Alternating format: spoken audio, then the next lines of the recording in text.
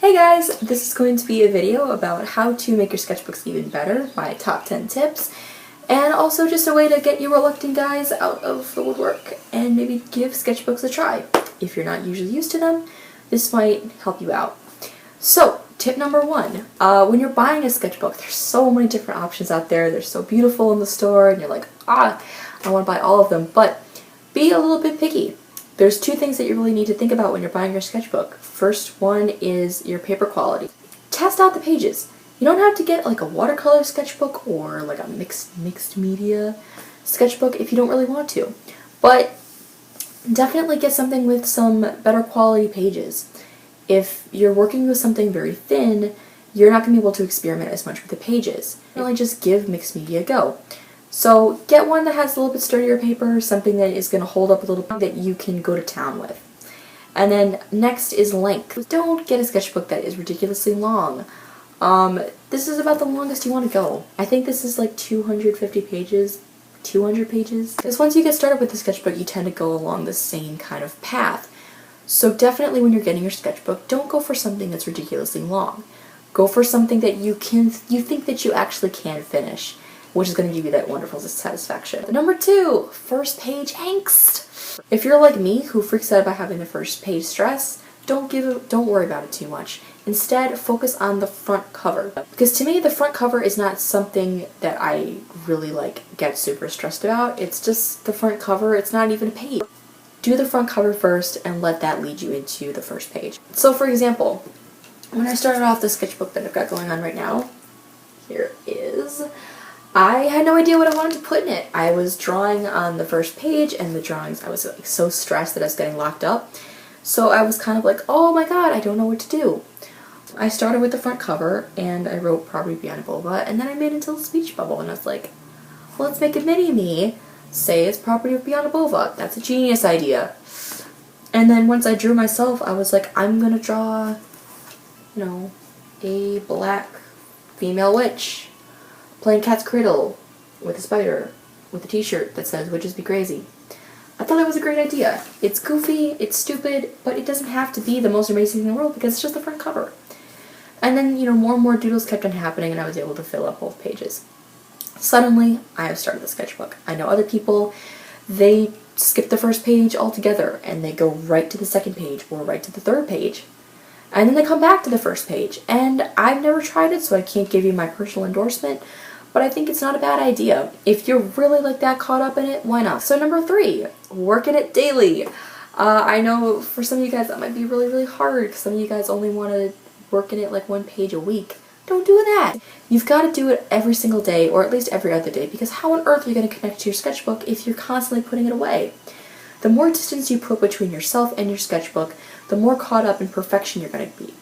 So try to work on it daily, even if you're really not feeling it, even if you're having a lousy day. Try to get those thoughts out. Try to get your hand moving. These are all good ways to kind of get those juices flowing and keep you away from artist block.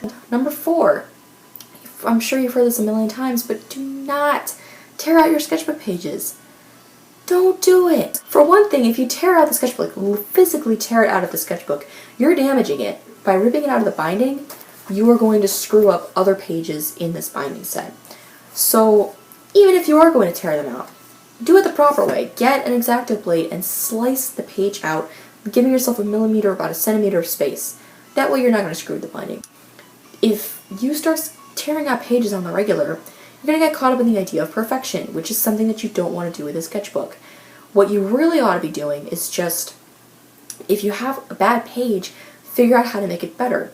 You can cover it up with other drawings, you can do a collage on top of it, which I'm going to get into in a second, or you can do other things. Which brings me to number five, collaging.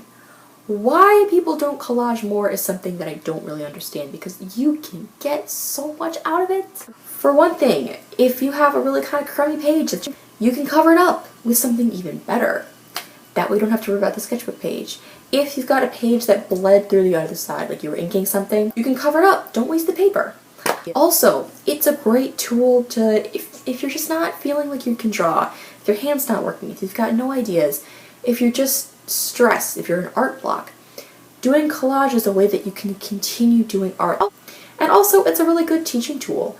Collaging has taught me a ton about composition and color theory, you know, trying to figure out how things work in relation with each other. That's a great technique for working in your sketchbook and kind of getting those juices flowing.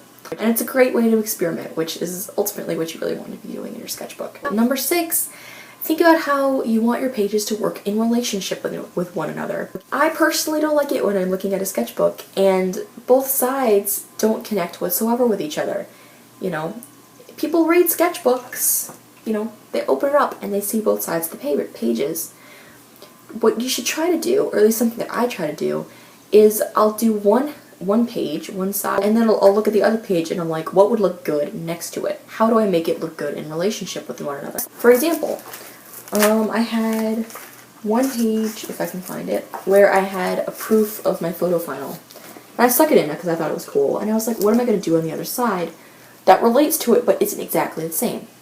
Which made me do ink drawings. Think about it in regards to the other page, because it will force you to do things that you probably wouldn't have done otherwise. And again, it's teaching you about composition and about layouts.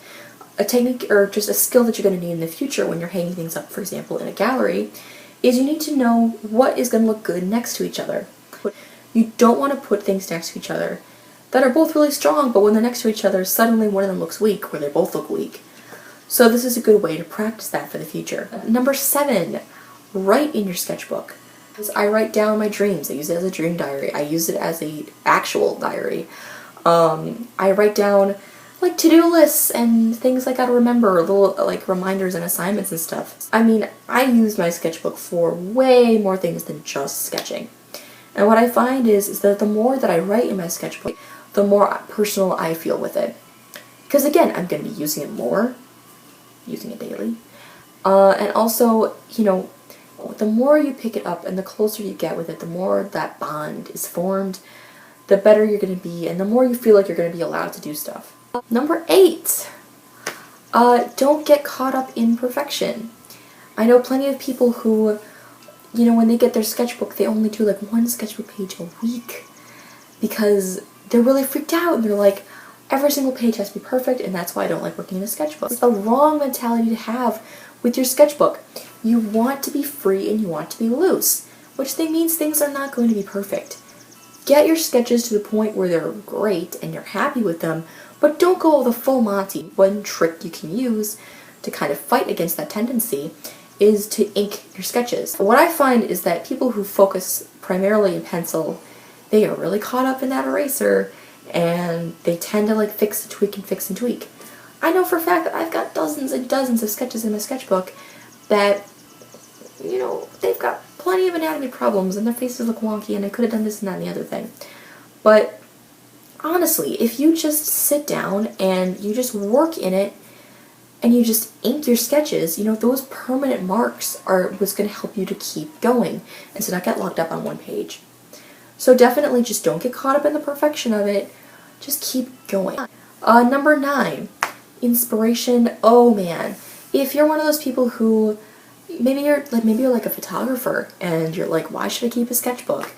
Or if you're a person who is a little bit stuck in an artist block and you don't know what you want to do, sticking things that inspire you into your sketchbook will help you flip the pages, help you use it more often, and give you ideas for future projects. If you see something on Instagram that you really like, print it out and stick it in. If you're a photographer and you don't really think you need a sketchbook because you're like, well, everything I do is digital anyway, take photographs of really great artists that you like, great photographers, and stick them in. Making inspiration that you really like will help you with future projects. It'll show you, maybe I really like this person's compositional style and I want to like frame my photograph this way. Or maybe they have a really great sense of color theory. Maybe I really like their drawing style. Different ideas that you stick into your sketchbook can help you later on down the road. And then finally, number 10, definitely experiment with your sketchbook. Do not get caught up in one specific thing. I strongly recommend using your sketchbook to go a whole variety of different ways. I just personally think that if you really try to use a whole bunch of different things, you can use various techniques that you've learned from your sketchbook and put it into art that you might do later on. For an actual piece. Just some examples of things that I've done in my sketchbook that maybe you could use for your own. This page was a really funky collage that I did This zipper and this piece of fabric I got from a shirt. And I got these comic book pages and stickers, and I stapled them in. I stapled them because, you know, I didn't want to sew it. When you try different things, you're going to screw up. You're going to make mistakes, things are going to look bad. That's fine. But figuring out how to make those things better, how to make those things actually look good, is going to force you to learn different things and to get used to different mediums. And the more you experiment with it, the more loose and free you're going to get. The number one super amazing tip that I have to tell you guys is to really just don't get caught up in making everything perfect. Try to experiment, try to go outside your comfort zone. Just be loose. You know, if you have a free minute, work in it. It should be exciting. It's your sketchbook. It's something that you want to show your friends and show your professors and be like, look at all these really cool things that I'm going to be doing and things that I'm doing right now. You want to grow, and your sketchbook is the best place for you to really grow as an artist and try things out that maybe you would be reluctant to do in an actual formal piece. So yeah, those are my top 10 tips. I hope any of those are helpful, and certainly if you have sketchbooks at home that you think are really cool, or if you have any tips, please leave a comment or something. Let me know what your tips are. Or if you've got some really cool images, send me a link or something. I would love to see your sketchbook page. But anyway, hope you have a nice day. Bye.